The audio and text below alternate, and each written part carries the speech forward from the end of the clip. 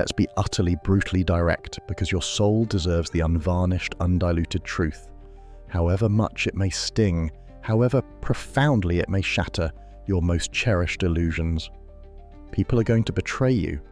This is not merely a pessimistic assumption, a cynical hypothesis born of isolated bitterness. It is not simply a remote, unfortunate possibility that might befall the unlucky few. For anyone navigating the treacherous labyrinthine complexities of human interaction for any significant length of time, it approaches with almost chilling precision a statistical certainty and almost immutable law of social physics.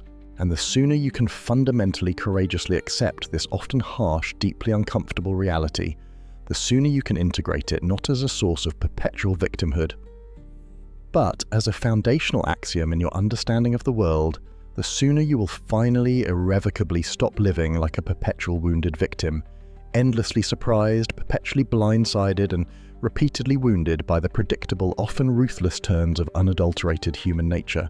Do you genuinely, truly want to understand why? Why betrayal, in its myriad, often devastating forms, seems so pervasive, so deeply woven into the fabric of human experience, so almost tragically inevitable? Because human beings, fundamentally at their core by their very evolutionary design, are profoundly, almost primordially selfish. And no, I'm not referring here merely to that childish, petulant selfishness of refusing to share a trivial possession, a piece of cake. I'm speaking of something far deeper, far more primal, far more potent, an ancestral, wild, untamed, instinctive selfishness, a biological imperative meticulously, ruthlessly programmed over thousands, perhaps millions of years of brutal survival. Primarily, almost exclusively, to prioritize one's own survival, one's own perceived needs, one's own pressing desires, often far above and in direct conflict with any abstract, socially constructed notion of loyalty, ethical obligation, or solemnly sworn vows, especially when push truly irrevocably comes to shove, when the stakes are high, when self-interest screams louder than conscience.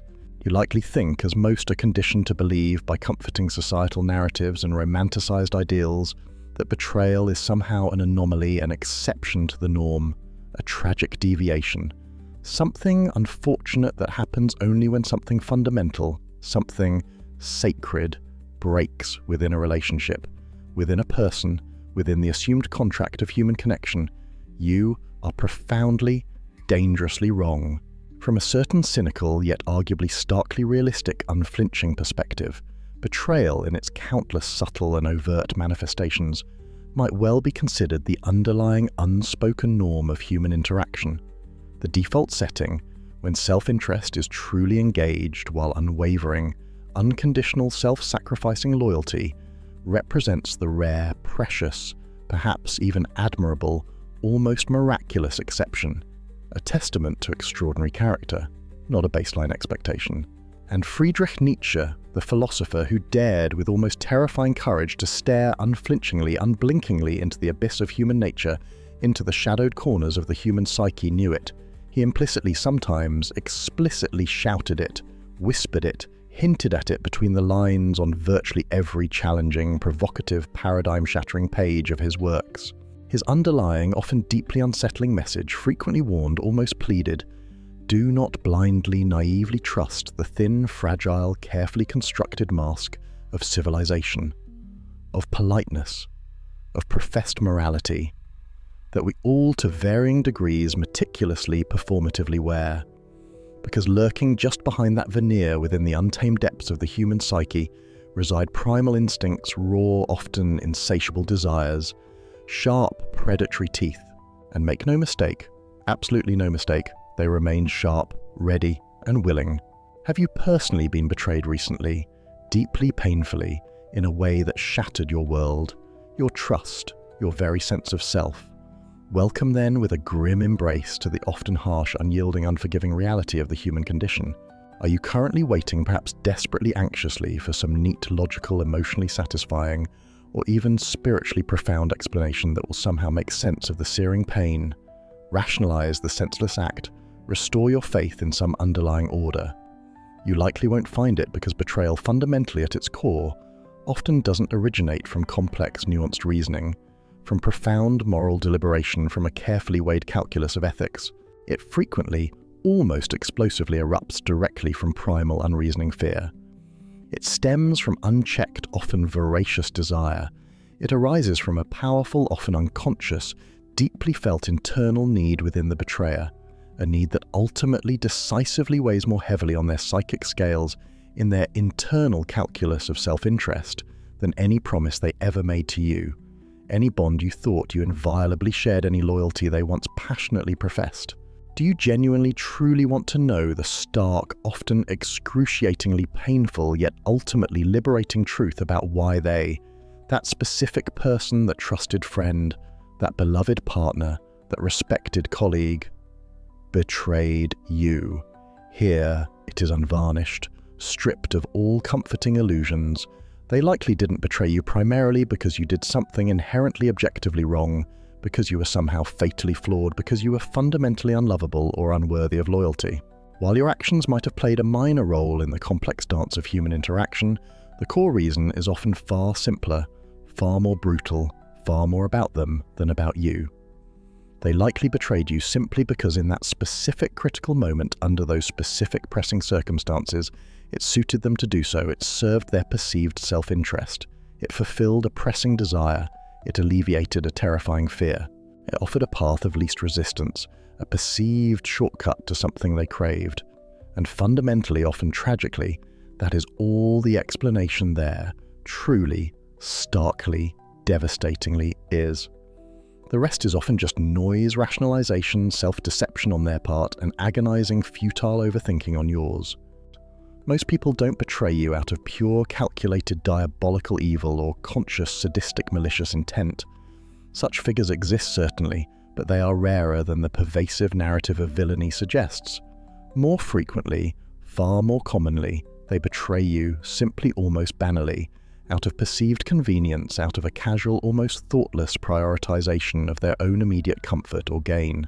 Because at a certain critical juncture, perhaps you stopped being perceived as sufficiently useful to their needs, their ambitions, their current life chapter. Because perhaps another person, another situation, another opportunity offered them something perceived in that moment as more valuable, more pleasure, more status, less effort, a more flattering reflection of themselves. Because quite often, tragically, often their fear of losing something they desired, or their fear of losing face, of appearing weak, of missing out, was ultimately decisively greater, more potent, more compelling than their professed, perhaps once even genuinely felt loyalty towards you. Understand this crucial, often difficult to swallow point.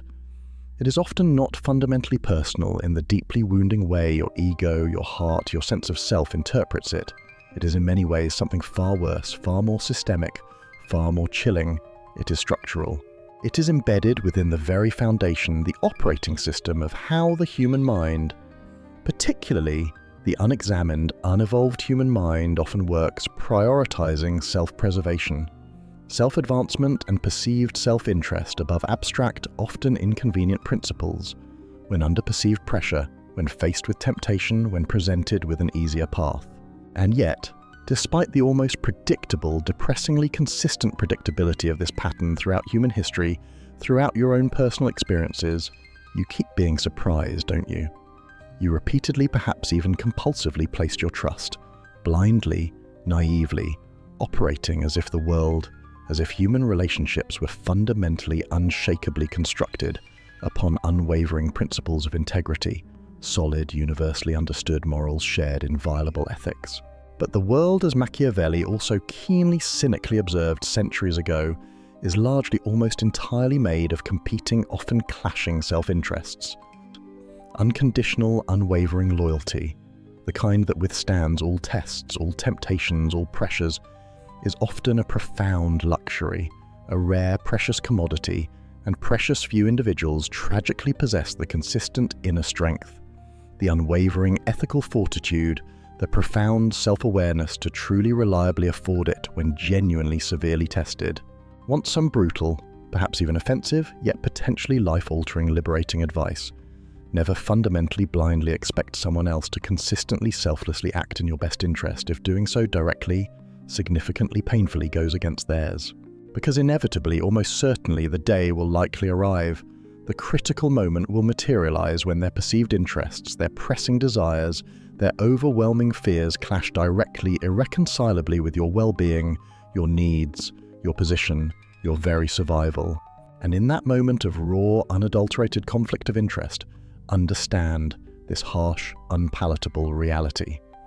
They are likely going to crush you, prioritize themselves without a second thought, choose their path, serve their agenda. And, this is the truly chilling, often maddening part, they likely won't even feel particularly deeply, lastingly guilty about it afterwards. Why? How is that even possible? Because the human mind, your mind, their mind is an absolute, undisputed expert, a virtuoso, a veritable magician at skillfully, almost instantaneously justifying, rationalizing, excusing whatever it feels compelled to do, whatever action it takes to serve its perceived needs, to maintain its fragile self-image, to alleviate its own discomfort. They are potentially going to betray you. They are potentially going to turn their back on you, discard you, sacrifice you, when it suits them, when it serves their purpose, when the cost of loyalty outweighs the perceived benefit of betrayal.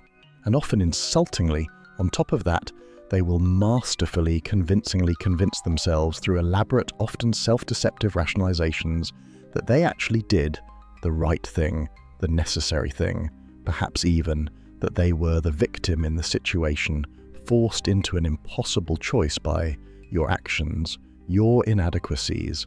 They will likely tell you, and more importantly tell themselves repeatedly, fervently, that they had no other choice. That it was merely an unfortunate accident, a tragic misunderstanding, that they genuinely deeply didn't want to hurt you, that their heart aches for your pain, and perhaps the worst part, the part that twists the knife with agonizing precision, often disturbingly they sincerely, passionately believe their own self-serving reality, distorting narrative. They meticulously, almost obsessively tell themselves that comforting exculpatory story, simply to sleep peacefully at night, to maintain their facade of decency, to avoid the crushing weight of their own conscience. But you are the one left holding the heavy, jagged ruins of the broken trust, the shattered expectations, the incinerated dreams, the profound, life-altering disillusionment. Let me attempt to make it even clearer, even more stark, even more unavoidable. If you are passively, naively waiting for the world, for other people to somehow magically be inherently fair with you, consistently, just with you, reliably kind to you, simply because you strive to be fair, just and kind with others, you are walking directly, blindly, willingly down the path towards inevitable martyrdom, perpetual soul-crushing disappointment, and an endless, corrosive resentment that will poison your very being. No one is going to automatically, reliably return the favor, simply for you being a good person. No one is going to inherently, consistently respect your noble principles, your high ideals, if those principles, those ideals inconveniently, uncomfortably conflict with their own pressing desires, their perceived vital interests, their immediate, overwhelming fears. The world in its raw, unadulterated state is often a Hobbesian arena, not a utopian commune. And then, inevitably, almost universally arises the question that often hurts the most, the one that echoes in the lonely chambers of your betrayed heart.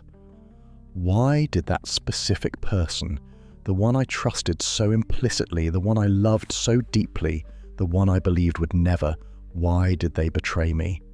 The answer often stripped bare of all its emotional complexity. All its agonizing nuance is remarkably brutally simple.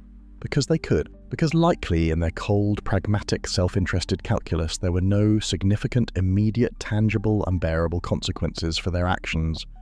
Because ultimately the perceived cost of betraying you, your pain, your loss, the damage to your relationship, was deemed by them in that critical moment cheap, acceptable, a worthwhile trade compared to the perceived benefit they gained, or the perceived loss they avoided, or the pressing desire they fulfilled.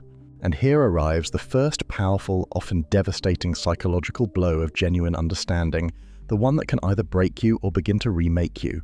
People are often only precisely as loyal, as trustworthy, as ethical as you, through your own perceived strength, your clearly established and consistently enforced boundaries, your undeniable perceived value, your willingness to impose consequences. Make them be. You likely think you were likely taught that loyalty, true loyalty, stems naturally, organically from love, from deep affection, from shared history, from moral conviction. No. While those factors can play a role more often than not, functional, reliable loyalty in the real, often ruthless world stems fundamentally, pragmatically from the implicit or explicit fear of losing something valuable, losing the relationship itself and all its attendant benefits, losing a cherished privilege associated with that relationship, losing a coveted position, losing hard-won status, losing access to critical resources, losing respect, losing face. When someone betrays you seemingly without thinking twice, without apparent hesitation, remorse, or a backward glance, what they are often unconsciously or sometimes quite consciously telling you in the starkest, most brutal terms is this: you simply weren't that important to me ultimately, or at least not as important, not as valuable, not as indispensable as whatever perceived benefit they gained or perceived catastrophe they avoided in return for their act of betrayal. And that cold, dispassionate realization, that brutal assessment of your perceived, fungible value in their eyes often hurts far more profoundly, far more existentially, than the specific act of betrayal itself, because it reveals something deeply, painfully uncomfortable that you likely desperately don't want to see. You perhaps significantly, tragically, naively overvalued your actual place, your true significance, your irreplaceability in their life, in their hierarchy of needs. Nietzsche, with his uncanny ability to pierce through societal veneers to the raw psychological truth, once insightfully remarked, and I paraphrase for broader application here: it is not the lack of love, but the lack of friendship that makes marriages, and by extension any significant relationship, unhappy.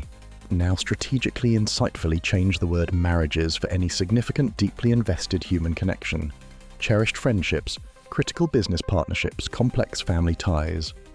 Therein lies the profound, often overlooked key. People often ultimately fail. You betray your trust, shatter your world, not necessarily because they never felt any affection for you, any warmth, any connection at all, but because they were never truly, fundamentally, unshakably with you, in the deepest sense of unwavering friendship, of shared, inviolable core values, of profound mutual respect for fundamental ethical principles. They were perhaps more accurately, primarily with the idea of you that suited their current needs, their immediate desires, their convenient narrative. They were perhaps with what they could get from you: validation, support, resources, entertainment, a sense of power, a reflection of their idealized self. They were perhaps comfortably, complacently, with the version of you that felt safe, predictable, manageable, non-threatening, convenient for them. But as soon as that convenient, manageable, often self-effacing version of you inevitably necessarily changes, perhaps you grow, you evolve, you assert your boundaries more forcefully, you demand more respect, you require greater reciprocity, you begin to shine too brightly. They often swiftly, almost predictably vanish, unable, or more often unwilling to engage with your authentic, more complex, perhaps more challenging, more demanding, true self. Your growth becomes their perceived threat. They might look you directly in the eyes, sincerely perhaps in that fleeting moment, their voice filled with apparent conviction, telling you that you can trust them implicitly, assuring you with all the performative passion they can muster that they will always unequivocally be there for you through thick and thin. But what they conveniently, strategically, perhaps even unconsciously don't say aloud, what remains unspoken, hovering in the shadows of their self-interest, is the implicit, often decisive condition: as long as it doesn't fundamentally, significantly cost me anything tangible, as long as it remains convenient, beneficial, comfortable for me, as long as your needs don't seriously inconvenience mine. Have you ever noticed, perhaps during the absolute hardest, most vulnerable, most terrifying moment of your life, a period of profound personal crisis, devastating loss, debilitating illness or public failure, how most people, even shockingly those you considered incredibly close, those you had invested years of love, loyalty and support in, often seem to mysteriously, almost magically disappear? It is typically tragically because true, unwavering, ride-or-die loyalty inherently possesses a significant, often uncomfortable price. It invariably requires genuine, often inconvenient sacrifice. It demands sustained, often unglamorous effort. It necessitates enduring discomfort, personal inconvenience, sometimes even personal risk. And frankly, brutally, most individuals, when push comes to shove, are simply not willing, or perhaps even psychologically capable, of consistently selflessly paying that high price, especially when their own immediate comfort, their carefully guarded self-interest, their precious personal resources are perceived to be even remotely at stake. They often instinctively, almost reflexively, prefer to make excuses to rationalize their absence, their inaction, their silence, perhaps even subtly, insidiously blaming you for your predicament, for your pain, for your neediness, and telling themselves and maybe others to assuage their own guilt that you somehow changed, that you are not the same person anymore, that now you have become perhaps toxic, overly negative, unreasonably demanding, emotionally draining, employing whatever self-serving exculpatory narrative it takes, simply to justify their own absence, their own failure to show up, their own profound lack of character, when it truly, genuinely, unequivocally mattered. And here arrives another powerful gut-wrenching punch of reality. Betrayal fundamentally doesn't hurt, primarily because of what we tangibly lose in the immediate aftermath, the relationship, the trust, the shared future. It hurts most profoundly, most existentially, because of what it brutally, irrevocably reveals. It reveals often with painful, blinding clarity who we truly were within that specific relationship, within that particular dynamic. Perhaps naive, overly idealistic, psychologically blind to glaring red flags, excessively dedicated to an unworthy cause, foolishly, recklessly trusting where caution was warranted. And simultaneously, with equal, often more devastating clarity, it reveals who they truly were beneath the carefully constructed, often seductive mask they presented to us, and perhaps even to themselves, perhaps opportunistic, fundamentally self-interested, emotionally immature, chronically unstable, perhaps even deeply cowardly, or worse, callously indifferent to the pain they inflicted. The truly most terrifying, most disorienting part of betrayal often isn't the specific isolated act itself, however damaging. It is the subsequent devastating, paradigm-shattering revelation that perhaps everything you previously believed about that person, about that relationship, about your own judgment, about your ability to discern truth from falsehood, was fundamentally, comprehensively a lie, an illusion, a carefully crafted or self-created fantasy. And that precise soul-crushing realization is precisely when the insidious, corrosive poison of paranoia, of pervasive distrust, often starts to seep like a toxic miasma into the deepest recesses of your soul.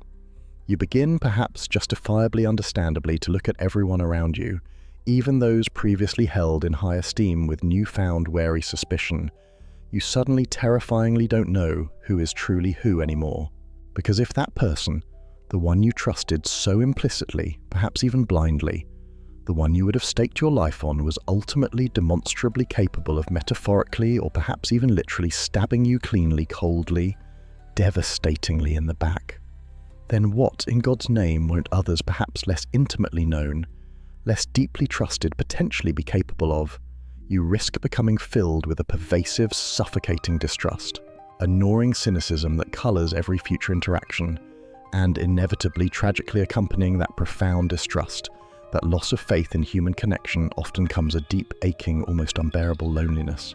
But here, precisely here, in this desolate landscape of disillusionment and pain, is the crucial, often overlooked part that no one typically tells you amidst the raw agony of betrayal, that temporary searing loneliness experienced consciously, courageously, at this critical, transformative juncture is often paradoxically a profound, albeit unwelcome privilege.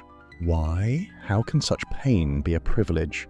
Because after experiencing a real, deep, brutal, soul-shattering betrayal, you simply cannot afford, psychologically, spiritually, to remain passively, naively surrounded by potential disguised wolves, skillfully, convincingly masquerading as harmless, supportive sheep. Betrayal, when viewed not as a final destination of despair, but as a brutal yet necessary catalyst for growth, functions as a necessary purge, a painful yet essential cleansing, a decisive surgical cut, severing unhealthy, inauthentic, parasitic, or fundamentally misaligned ties. It forces you often against your will to reevaluate everything, everyone. And yes, undoubtedly it hurts. It hurts with an intensity that can feel unbearable, precisely because likely on some deep, perhaps irrational level, you still love some aspect of that person, perhaps the cherished memory of who they once were, or who you desperately foolishly hoped they could be, the potential you projected onto them. You likely still vividly, painfully remember the good times, the moments of genuine connection you thought you shared, the promises whispered in moments of intimacy. You perhaps still secretly, desperately wish against all rational evidence, against the stark reality of their actions, that they would somehow miraculously, magically come back, changed, repentant, transformed, begging for your forgiveness, finally seeing your worth. But recognize with courageous clarity that what you are truly desperately wishing for in those moments of agonizing nostalgia is often not the actual person as they revealed themselves to be through their destructive, disloyal actions. You are primarily, profoundly, heartbreakingly wishing for the return of the illusion, the fantasy, the dream you had so heavily invested in. And clinging desperately, stubbornly, self-destructively to that shattered illusion is precisely what is destroying you from within, keeping you perpetually trapped in the amber of the past, preventing you from authentically healing, from courageously moving forward, from reclaiming your future. You absolutely, unequivocally, for the sake of your own sanity, your own soul, your own future happiness, have to consciously, deliberately, irrevocably let it go. Nietzsche, that fearless diagnostician of the human spirit, famously, powerfully declared, "What doesn't kill you makes you stronger." But here, precisely here, arrives the critical, often overlooked, life-altering twist, the crucial, frequently ignored caveat.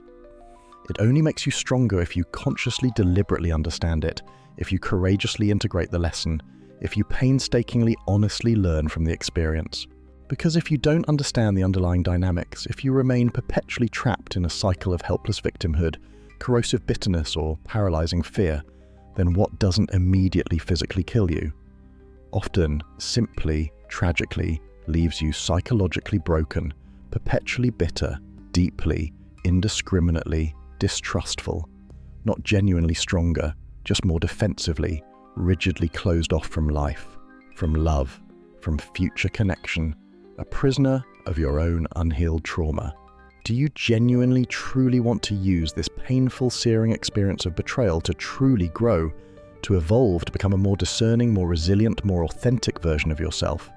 Then you must definitively, courageously, ruthlessly stop idealizing the past relationship or the person who betrayed you. Stop endlessly justifying their actions, minimizing the profound hurt they inflicted, or romanticizing the damage they wrought upon your soul. Courageously, unflinchingly accept the often harsh, unpalatable reality that human beings, all human beings, yourself included, possess an almost infinite, often terrifying capacity to fail one another, to disappoint, to wound, that no one, absolutely, no one is entirely exempt from the potential of causing harm, whether intentionally through malice or negligence, or unintentionally through weakness, fear, or ignorance. That perhaps even you, at some point in your life, consciously or unconsciously, have been the betrayer, the source of pain in someone else's story. This is not to induce guilt, but to foster a radical, uncomfortable empathy that can paradoxically lead to profound self-liberation. Betrayal in its myriad insidious forms is arguably tragically woven into the very fabric, the fundamental DNA of the human condition, a dark thread in the complex tapestry of our existence. But so too, and this is crucial, is the profound, often underestimated, uniquely human capacity for conscious choice, the choice of who you will allow through your own actions, your own boundaries, your own discernment to potentially hurt you more than once. If they betray you once, perhaps generously, it reflects their flaw, their weakness, their character defect, their tragic choice. If they manage through your own lack of learning, your own failure to adapt to betray you twice in a similar predictable manner, the responsibility shifts significantly uncomfortably onto you. It likely uncomfortably reflects your failure to learn the critical lesson, your failure to establish and enforce non-negotiable boundaries, your tragic fault for willingly, knowingly allowing it to happen again.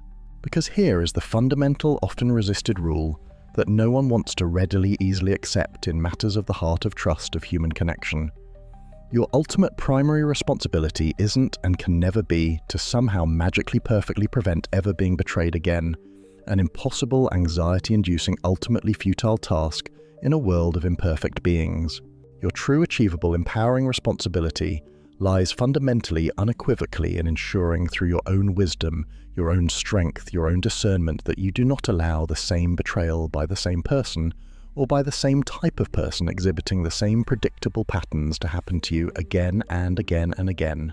And that crucial life-saving self-protection, that hard-won immunity, is only achieved, only cultivated in one fundamental, non-negotiable way: by definitively, irrevocably stopping the destructive childish habit of idealizing others, of projecting your own hopes, your own goodness, your own loyalty onto those who have demonstrably proven themselves unworthy of such projections. Learn with painstaking effort to look at people realistically, pragmatically, as they demonstrably, consistently are revealed through their consistent, observable actions over time, especially under pressure, not merely as you desperately, naively want them to be, or foolishly, romantically hope they might magically someday become. Start asking yourself uncomfortable, probing questions about people's underlying motives, their patterns of behavior, their consistency between words and deeds. Pay meticulous, almost forensic attention to their actions, particularly how they behave when no one they deem important is watching, how they treat those they perceive as having less power or status. Listen critically with discerning ears to how they speak about others who are not present for that. Often, almost invariably, reveals precisely chillingly how they will likely speak about you when you are not around. And above all else, master the difficult, often painful, yet absolutely essential art of learning how to strategically, decisively disappear, emotionally, mentally, and if necessary, physically, when someone clearly, demonstrably, repeatedly demonstrates through their actions that they cannot be trusted, that they are not safe, that they are not aligned with your core values or well-being. When someone betrays you significantly, profoundly, do not waste your precious finite energy, your valuable time, your emotional resources, trying to explain yourself further, trying to make them understand your pain, trying to elicit remorse where none genuinely exists. Do not lower yourself, diminish your dignity by begging for reconsideration, for apologies that will likely be insincere, for a second chance that will likely lead to a repeated offense. Do not get consumed, poisoned by the futile, self-destructive pursuit of revenge, which ultimately, invariably, only contaminates, embitters, and diminishes yourself. And certainly, absolutely, do not try desperately, endlessly to understand, with logic, with reason, something that likely originated from primal unreasoning, cowardice, deep-seated insecurity, base, unadulterated self-interest, or simple callous indifference. Instead, simply, cleanly, decisively, courageously disappear. Recognize, internalize, embody the profound truth that the most brutal, most effective, most psychologically unnerving punishment you can often inflict upon a traitor, the response that often bewilders, disarms, and unnerves them the most, is your complete, unwavering, unshakable absence, your strategic, resonant silence. The profound, echoing, irreplaceable void left where your presence, your energy, your validation, your engagement used to be, because most traitors, deep down, often unconsciously, don't expect real, lasting, significant consequences for their actions. They often subconsciously, arrogantly anticipate drama, tears, confrontation, pleas, arguments, some form of continued, albeit negative engagement that paradoxically reassures them of their impact, their importance, their power over you. They often perversely expect attention, even negative attention, for it still feeds their ego, validates their significance in your life. Give them precisely exactly what they don't expect. Absolutely, unequivocally nothing, no reaction, no engagement, no explanation, no fight, just the deafening, disorienting, powerfully eloquent sound of your permanent absence. And then consciously, deliberately, fiercely choose to build from the pain, from the wreckage, from the ashes, build from the righteous, cleansing rage, build from the desolate, terrifying abyss of disillusionment. Make that betrayal, that painful soul-altering rupture, not the tragic, defining end of your story, not the source of your perpetual victimhood, but rather a powerful, transformative platform for your own profound growth, your own radical self-reinvention, your own phoenix-like resurrection. Not to somehow pathetically prove anything to them, They are or should be largely irrelevant to your future, now, but rather far more importantly to powerfully, undeniably, irrevocably remind yourself that you are undeniably fiercely alive, that you are now finally painfully blessedly awake, that you fundamentally absolutely do not need anyone in your life who does not possess the basic non-negotiable integrity, character and loyalty to hold their word, to honor their commitments, to respect your soul. Remember this, always etch it into the very marrow of your bones. Betrayal undeniably, irrevocably reveals, exposes profound, often uncomfortable truths about others, about the world, and most crucially, about yourself. But it does not. It cannot ultimately define you unless you passively, unconsciously, fearfully allow it to. You're not solely reductively what they did to you, the pain they inflicted, the trust they shattered. You are ultimately, profoundly, transformatively what you consciously, courageously choose to do with what they did to you. And if you manage somehow, through extraordinary courage, radical self-honesty, and unwavering self-awareness, to look betrayal squarely, unflinchingly in the eyes, without becoming consumed, poisoned, embittered by the very hatred, the justifiable rage, or the corrosive bitterness you rightfully feel towards the act, towards the perpetrator, then you will have achieved the ultimate, most profound, most liberating victory. Because precisely they're often forged in the intense refining middle of the fire of unbearable pain, nurtured within the profound, often terrifying silence of abandonment and disillusionment, reside those rare, almost mythical individuals who discover with unshakable certainty that they don't need anyone else external to be psychologically, spiritually, existentially invincible. They are not merely survivors. They are forged. They are reborn.